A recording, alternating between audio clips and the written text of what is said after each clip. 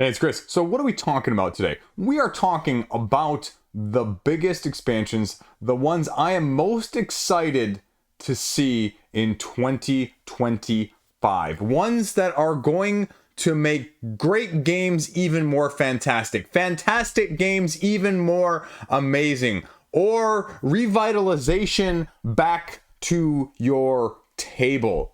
And folks, don't be fooled. You don't need to buy new games because expansions are sometimes a lot easier to get played, right? So, you ready? Big list, lots of games to cover, rapid fire.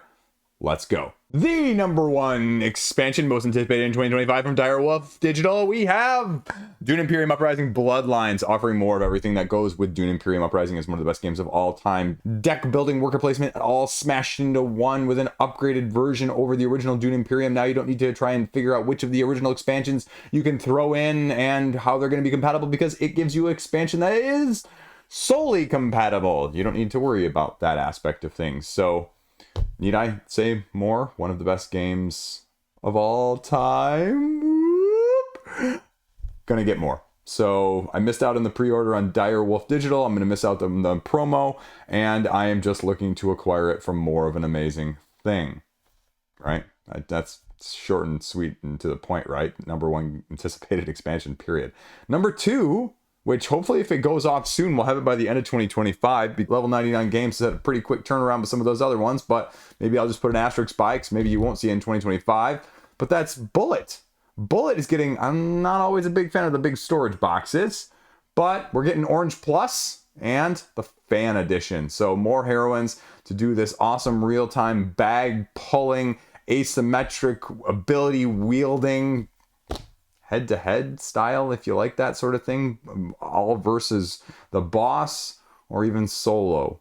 So this is level 99 games. I'd say, I wonder at this point too, biggest IP, biggest game, best selling game? I don't really know. I'd be curious because a lot of the other ones are sort of niche within a niche, right? As much as I love Millennium Blades, as much love as BattleCon gets or Exceed, right? I wonder if this has eclipsed them all. So I'd be curious. Brad, let me know. So that is number two. Number three, Leviathan Wilds, right? Deepvale expansion. More freaking Leviathan Wilds content. More bosses and more heroes to play as. Not overcomplicating it, just giving you more of what you need.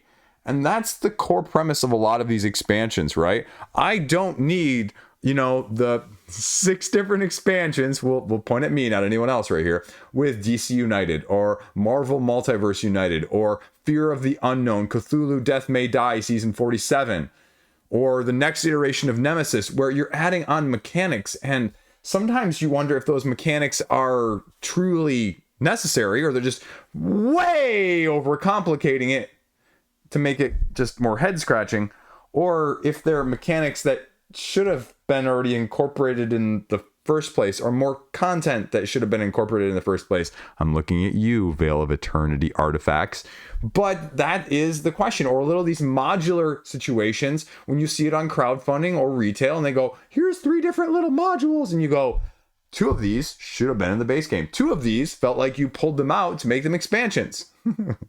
You don't know what I'm talking about. So that is up there as well. Then the upcoming expansions from Summoner Wars, Isle Vekkid, as well as Spectral Conclave. I just love Summoner Wars, right? Both of these look amazing. Spectral Conclave, illusionary magic, right? Ghostly forms, strange beasts, dissipate back into ether, ghost your enemies, literally. Isle Vekkid, I don't have a clue, but sounds freaking awesome. Got some monster, fun-loving, fighting, brawling style of things. So I'm not the big melee person, but Plaid Hat has not done me wrong in any way, shape, or form with any of these factions so far for the second edition for Summoner Wars. And so I don't think they're going to start here. And again, the great thing about this is just pick up, find a faction you love, and go. Fourth one, actually, we're going to go sideways with this one. Marvel Dice Throne missions with X-Men, right? Because I don't have Dice Thrones as a cooperative, and I really want to play cooperative, and Adventures is like a whole nother $90, and it's just kind of a little unwieldy, and I like the idea of the campaigns, but I want the one-off scenarios. I want the Cthulhu Death May Die meets Marvel Dice Throne, or Dice Throne in general. So that is what I am most excited about. Similarly, let's just stay on that tangent, because Outcasts with Dice Throne looks like the best iteration potentially of all of them. So if that can deliver in the end of 2025 as well, it probably won't, but I'll include it in this list anyway. That makes me more excited than, missions in the first place. Because I think you've just got cool, unique character concepts that aren't based on tropes that you're already having to deal with. And I think that adds something special dynamically, especially with the increased complexity that I'm looking for as a whole. Simultaneously, I have to compare it because they ran very similarly crowdfunding-wise. Time-wise, I guess, is what I'm saying with Unmatched. I want Teenage Mutant Ninja Turtles. I want to get more Tales to Amaze. I want to cross-compatibility with bosses and heroes. Also, we'll talk about The Witcher, because Realms Fall and Steel and Silver aren't really kind of available. They were sent to people who pre-ordered from Restoration and overpaid for the Geralt miniature. Haha, just kidding. I see you down in the comments below where that one shows up in Q1, but it will. But then the other question along with that is, what other IPs or, sort of public domain figures are we going to have? Because we'll probably have some of that, and they also tend to do it a retail style of things as well as an IP. So what's that going to look like? And then what is the crowdfunding aspect as well going to look like with that one? Because they usually do one of those, like 2 in 1, almost like routinely in that sense. So how is that going to change? And how is that going to change by the battle monsters that's going to be upcoming on crowdfunding that they're going to be putting out as well? Earth Abundance as well. Inside Up Games, Earth Abundance, giving you more Earth, more Earth. Dirty expansion. Literally, it's Earth. Earth is dirt. Dirt is dirty. Anyway, sorry, tangent. That's how my mind works sometimes. So that's why these guys are like, oh geez, he went off on one of those tangents again. He's gonna lose subscribers on this video. Anyway, but that's just what's going on. And again, I think it's a mix of those combinations of things I was saying before. It's got the extra little mechanic, but it's just got more content too. So if you want more content, it's going to give you that in spades. It's got a little extra mechanic that I kind of feel mixed on. Not super great, but not bad by any means either. So I think people are going to like it from that aspect. Speaking of things that people have really loved and are still holding up to a high standard, Mage Knight, the Apocalypse Dragon, is going to be coming out from WizKids as well sometime in Q1. And, well, I mean, it's Mage Knight. It's, arguably probably second, maybe third best solo game of all time, depending on who you ask, if you're truly playing solo. Right? And it's giving you a linked campaign. It's giving you another character. It's giving you more of everything that makes Mage Knight freaking awesome.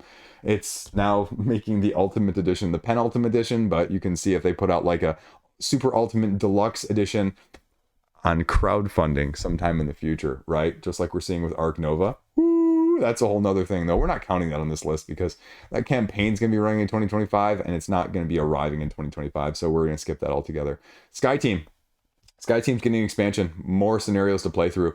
One of the best cooperative games are thought of, at least, in the last 2 years. And sort of dice cockpit management as you're trying to land in different places around the world with different conditions. It's just going to give you more of what Sky Team has sort of made out of absolutely nowhere as a super impressive, did not have a whole lot of hype going into it, and has overachieved in all regards from that aspect. We're going to sidestep here a little bit, go back to crowdfunding. Just ended funding at the end of this year, but I think it's probably going to be to backwards because it's also in a digital reward that's Keep the Heroes Out. They did the Boss Battles expansion from this past year, and now we're getting Playing with Fire. Just another little one asymmetric character that you don't need, but I really, really want. So Lewis has got a good thing there, and you're implementing a digital version alongside of the tabletop version. So no complaints, but just giving you another character in the plethora of many. Again, make the argument that Boss Battles is more than you need from that aspect, but if you're a little bit of a completionist on a few of these games like I am in terms of gameplay content, you are looking at it very heavily. Speaking of the things you may or may not need, though, Ra and Traders. I feel very mixed about this. Can you improve on perfection? I think Ra is one of the greatest games made ever all time. Not because I personally rank it as high as, other people, but at the same time, it's one of those games that appeals not only to the people that like it, but the people that don't typically like it as well. It has just this broad mass appeal in general. And that in itself is very, very impressive, regardless. As an auctioning press your luck style things, as someone, again, who does not typically like that, this won me over. Pharaoh Edition, are you worried about getting it matching? If you have the Pharaoh Edition or getting it at retail and not having it matching, how big of a deal is that? That's what you're going to have to wonder as well if you didn't back the crowdfunding campaign. Right. Did you know that Terra Mystica is actually getting a print, not print and play, but a printed version of fan factions? 20 different fan factions for Terra Mystica are coming to retail, I believe through Capstone as well. Or no, Feudal and Spiel, actually, I believe. But maybe Capstone too. Who knows? Right. They're coming through Feudal and Spiel, and we're going to see what they're going to have. I guess the people who meta Terra Mystica, they've got it already. It was already on their radar. And as a side note, right, like what was really cool was looking through actually on the Board Game Geek website, they have under mechanics expansions for a base game. And so it really allowed me to comb through a lot of things that I didn't realize were getting expansions, had expansions already, or have upcoming expansions as well. But like it also shows you how many truly expansions are related to crowdfunding. The crowdfunding projects, you know, like just dwarf everything else because you got like 5 expansions listed on every single one. Anyway, sorry. So then we are going more of the big box style of things. First up, Euthia from Steamforged with Cruel Frost. I mean, how do you deal with an expansion that is the literal size of the base game and the price of the base game for like $170 US, which is freaking insane. But, you know, it's Euthia and it's right up there with Mage Knight. I'd make the argument of, even though, again, I'm not comparing them mechanically, I would make the argument that I don't think they're actually that close mechanically. I see the comparisons, but they are totally different styles in how they incorporate a lot of those similar mechanisms. So, right? Euthia is a huge box, and that makes it a little bit unwieldy. If you love it, you got to type, and you got to type, you got more, and if you got more, well, you can't have too much. So Euthia is not going to be any different in that regard. And then Deliverance is coming back with a significant chunk of content as well, but the expansion was not quite the size or the cost of the base game, but it wasn't too far off either. But the content, when I covered it on crowdfunding, was decently comparable to it, so you're going to get a lot in this Angels versus Demons campaign scenario dungeon crawl-esque game as well from Lowen Games. Again, another game that really flew under the radar in 2024 and deserves a lot more kudos and a lot more attention in the first place. And so hopefully this expansion just emphasizes how good the base game actually is, however you want to frame that. Speaking of things that are getting more, i.e. the whole video that we're talking about, Beast Shattered Isles. Very divisive game. I feel like people either love it or hate it in terms of the hidden movement, even though the majority of the game is not based on the hidden movement, but it's really the one versus all aspect of things. Again, it's, you know, love or hate, and I am on the love side of things. More creatures, more hunters, more powers, more abilities. I have nothing else to say in that regard. So Marvel Champions. Are you excited? I don't know. It's sort of like, Nero, Emperor of Rome. Am I going to do this? What's going on with Agents of S.H.I.E.L.D.? I don't think Agents of S.H.I.E.L.D. is a bad thing. Nick Fury, Maria Hill take on the forces of AIM to expose the traitor within your own agency. Huh? So how are you going to do that? 5 brand new scenarios, link them together as a campaign. But do you really want Agents of S.H.I.E.L.D.? I guess that's the question.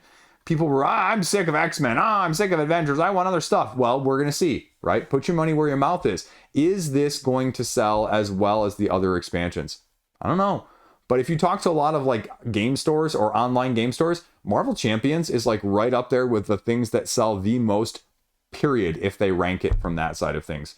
From the more hobbyish, because you'll have the more, general appealing ones and the lighter style and that aspect a lot higher sometimes.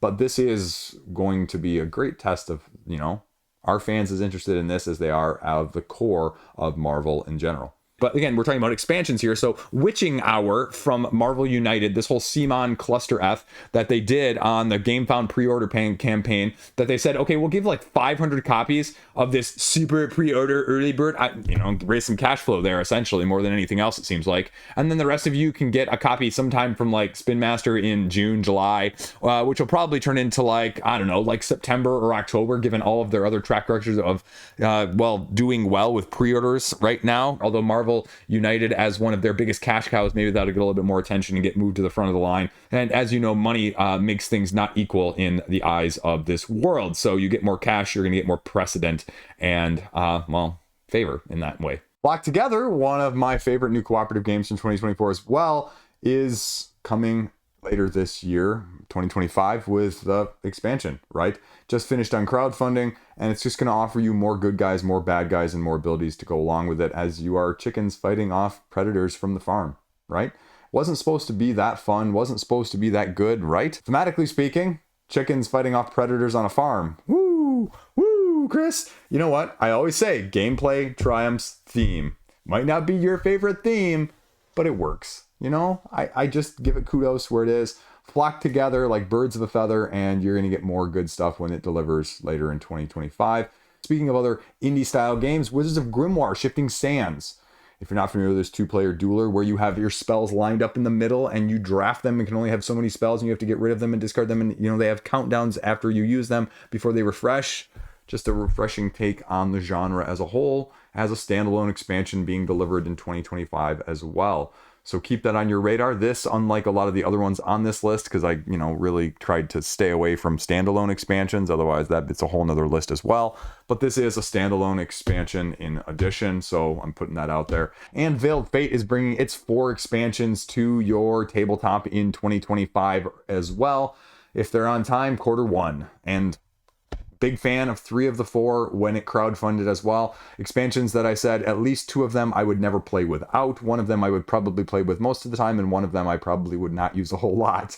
But again, if you like this sort of game with a social deduction feel without a lot of the just randomly shouting at each other for no reason to give you some actual reason to shout at each other style games, this is one of the best ones. And so if you want to make it even more enjoyable experience with a little bit more dynamic without going over the top, because again, that was the whole premise at the beginning of the video, that is definitely something on my radar. Then Distilled, speaking of one of my favorite Euros from the last couple of years, they're offering you another in the expansion line, and they're going to be allowing you to brew your own cocktails, microbrews and lagers. Actually, just one of those. It's cocktails. I mean, this is an absolutely fantastic game. This is going to offer you more modularity, and it's really only for those who are diehard repeated play players. Because even the base game has tons of variety, tons of mixed modularity. I'll say whatever I want. It's my video and I can mess up however I so choose. And that's not even including the other expansion that's already out there from Paverson Games. And it's on that borderline of not being too heavy for me, but again, a game that I just won't get tabled very often. And so I actually ended up trading it away recently. I love it, and I'd probably actually be one of the few games I'd be interested in getting back. So I wouldn't mind trading for it, I guess. Really, I kind of have a couple of those that I've regretted getting rid of lately, but only 1 or 2, actually, if we're being completely transparent. Then, one of my new favorite surprises from 2023 from the local Grime Gamers Guild, Tir Na Nog, with their expansion going on crowdfunding earlier this year after really killing it at Gen Con. They came up early, I think a little bit early. I don't think their plan was exactly to do on crowdfunding at the time, but it just got such sellout everywhere that they went up with Blessings and Burdens, and so that's going to be the local one that's going to be reaching my shelf hopefully soon as well, giving you a Blessed Realms track to replace the color block scoring mechanism in the first place, so you can just mix match however you choose to score, as well as a new punch board and adorable fairy bunnies to track the dynamic values. I don't know, fairy bunnies, man, right? Take it for what it is. Sounds good to me. Don't judge a game by its fairy bunnies? And I came across this when I was exploring the expansions for filming of this video, that there is, a whole separate Ravensburger as well as European edition of Quest for El Dorado. And so for a while with this new Dutrait art, people were like importing that one. But then the Ravensburger one came out and they saw it, and you can get it over here without having to import it for like twice the cost. But when people tried to import then just the expansions that have never come to North America, they found out that the cards are slightly different sized. And so then people were like, well, we'll just wait for Ravensburger and Dutrait to come out with a new North American version. And they're never going to do that. And they haven't really announced it. And maybe they've sort of alluded to it, but it's a big question mark still. And there's nothing firm, at least at the time of me filming this. And so ironically, there is now a collection of all 3 expansions into one box of the 3 that are already released. And so it's supposed to be releasing in the middle of the year. You can actually pre-order it from one of the websites, in the middle of January, but you'll be able to actually have a copy of it imported, by July. So if that sounds of interest, and it is one of those great, fantastic deck building race style games, nothing like it in my collection. And it almost makes me want to sell the Ravensburger copy I have sitting right back up there and then import that whole thing when it all becomes available in about 6 months. Huh? Do what you can. Next up, Arkham Horror, the next in their expansion content, The Drowned City. And I kind of like what FFG has done now with this campaign investigator split thing, because if you have enough investigators, which you probably do if you have any sort of collection whatsoever, that they're completely unnecessary, and you can just get the actual gameplay campaign style of things. Set in the shadowy antiquarian Randall Tilgasts, who presents them an offer they can't refuse. You head to the South Pacific in the alien city of Rylea, and you explore more terrors, dread, blah, blah, blah, blah, blah, all Arkham, existential, colossal threat, whatever. Is it going to be as good as all the previous ones? Again, similarly to Marvel Champions, if you talk to FLGSs, your friendly local game stores, a lot of the most selling content is stuff like this, the Marvel Champions, the Arkham Horrors. And so I don't think this is going to be anything far from a departure from that aspect. So it'll be next in the line of things that people are super excited about in that regard. So then we have, on the heavier side of things, Nucleum is getting another expansion in 2025, the heavy board and dice, one of the best contenders, I think, for the end of 2023's heavy Euro worker placements. And you're getting the Uranium Revolution. Rich, the powerful, the free-spirited, they all want a slice of that new life. Lucky for them, well, the energy consortiums are, well, consorting to consortium all over the planet, and you're just going to get 8 new experiments, patron cards with powerful abilities, and it's just compatible with the other previous expansions of Australia, Court of Progress, and patrons already. So if you don't have enough heavy of the heavy heavies of the latest heavy heavies, this is going to give you a little bit more option and variety. A little bit lighter on the Euro worker placement style of things, and we're going back to Windmill Valley with board and dice as well. Blooming sails. Raise your sails to sail, sail, sail. Well, you raise sails to raise sales, right? You see that little play on words there? Expand your tulip business, right? Very clever little windmill mechanism of the rising tide and the floods and that sort of things, and replacing the tiles on your little windmill tracks as they're connected. I thought it was nice and quaint. I liked it, but I didn't love it. And it was still one of the better worker placements in 2024. So take that for what it is, and you're going to get a little bit more here with how the foreign trade action is going to be working. And you set sail with your ships between ports, and you can spend the tulip bulbs for more rewards in different ways, and a new calendar to go along with it with new expert variants.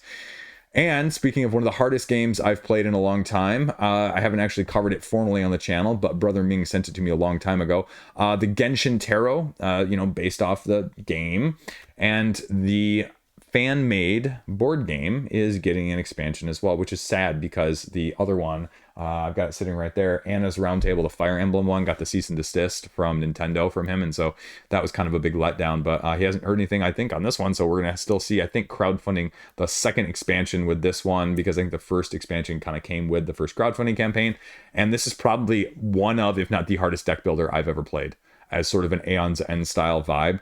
The customizable, choose your own character, smash them together, go back and forth, defeat all your enemies in front of you, then defeat the boss. So if this is giving more stuff and more stuff, actually, it doesn't look like it's actually maybe going to crowdfunding, just that they did pre-order. Oh, okay.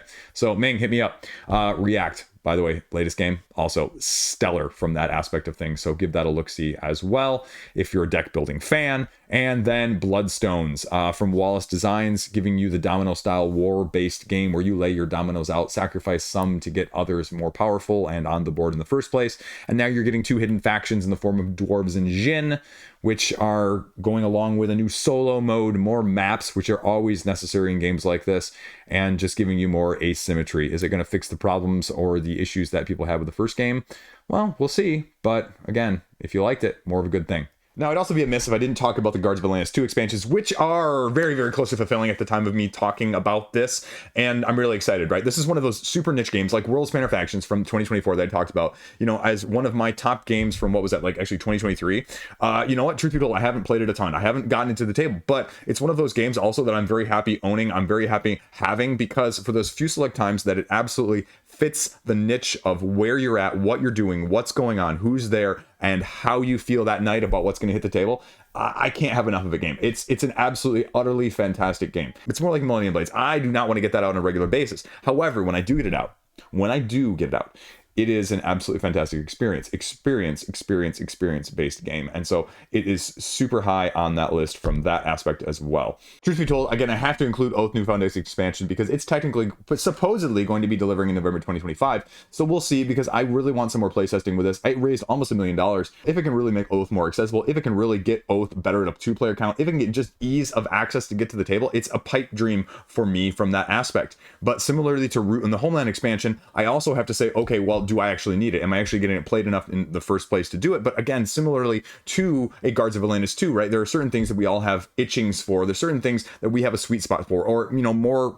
aptly put, a blind spot for. And these both are games for me that fall in that blind spot, all 3 of these actually. And so it's a temptation, it's a serious temptation. I have not ruled out late backing either of these, because if they can really show me the development and some of the actual, like, okay, this is what we got hands on, and then this is how it's going to do that, I'm all for it. The big problem with the Root expansion for me personally is, again, it's not necessarily a, how do you differentiate between these expansions and the ones I already have? Like, are they going to be that more accessible? Are they going to be that more just my taste and tailored to what I enjoy about those interactions, of those dynamics, of some of those completely asymmetric mechanics in the first place? Because that's the problem with asymmetric games, is that sometimes you do find, right, the ones that you really, really love, and then the ones that you just kind of go, man, and they bounce off of you, and you go, okay, well, that's great. And if I don't have to pay, you know, $60 for a whole nother set of all of those ones that do that, that would be really super awesome. But again, then you just kind of wait and you pay a little bit extra, right? But this is also, I think both of these games aren't going to be ones that you're going to easily look over the counter and say, oh yeah, you know, based on that description, based on what other people are saying, I think I'm going to know. I think you're going to actually, unfortunately, have to have hands-on, which means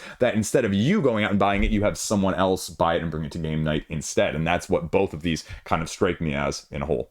And I just found this one as well. Gosu X, another character expansion for Gosu X announced for 2025. And Sorry We're French has a sorry freaking good game. And the problem just is that it isn't really widely available in North America whatsoever. It's come in a restock over on Philibert a few times for the 2 character expansions that are individual apart from the base game in the first place. But if you're not familiar with this dueling game where you choose your character, smash them together of their factions, and then the ones that you don't use actually provide additional rules to outline how the game is going to be changed and played from just a whole, which is really kind of cool. And this one is just going to be another in the lines of the other 2 that are already out there. So is it going to be any different? No. Is it going to be something I'm going to want to pick up? Probably. Am I going to be able to get it anytime soon? Or are they going to have it widely available in English is more of the question, because the first 2 actually came out widely available more in French, and we had to wait for the English edition, even though we still couldn't get them from anywhere in North America. So we'll see, but I'm still excited. Then we can't end without talking about this as well, because again, if you're scouring Board Game Geek on a regular basis, you can kind of find this little hidden gems. Veil of freaking Eternity, new expansion. Veil of Eternity, Curse expansion. Can you resist the influence of the Curse Tree, or will you seek its tempting blessings? I don't know, right? I mean, that's freaking sounding cool. Again, as my 4th best game of 2024, even though it was technically a 2023 release. Wasn't available in North America in 2023. So I hate it when all of the sites that market as, well, it wasn't technically, you know, but that's okay. You're going to have new curse cards. You're going to have a new main module to shuffle into the deck and new tamer tiles. So you can use it with the other expansion artifacts, which is going to make it completely compatible. Is it going to be jumping the shark at some point? That's the question I have. Or is it going to be like Res Arcana, where you can kind of have a little bit of a plethora? Or is it going to be more like my space-based expansion, where I don't really like the small Pluto expansion, I really like the Genesis expansion? So that's going to be more of the conundrum there, but oh boy, how is that on my radar? Now, we didn't go into any of those other things like I mentioned with all of the big Kickstarter, GameFound, crowdfunding campaigns with, you know, your Deceased's or your DC Uniteds or your Stalkers or your anything along those lines that had like 6 expansions, because right now, folks, you don't know which ones are going to be good of those. You can't tell. I can't tell. So I could list them out as games as a whole, but you know, again, that'd be like taking a shotgun approach and just seeing what I fire and what sticks on the wall and what falls down. And it's going to be a total crapshoot. So that's why we didn't cover a lot of those. Intrigued? Interested? There you go. As always, have a great freaking fantastic day. Thank you for listening, watching, subscribing, and well, we'll be talking about more games soon. So stay tuned. Peace out. Stay classy.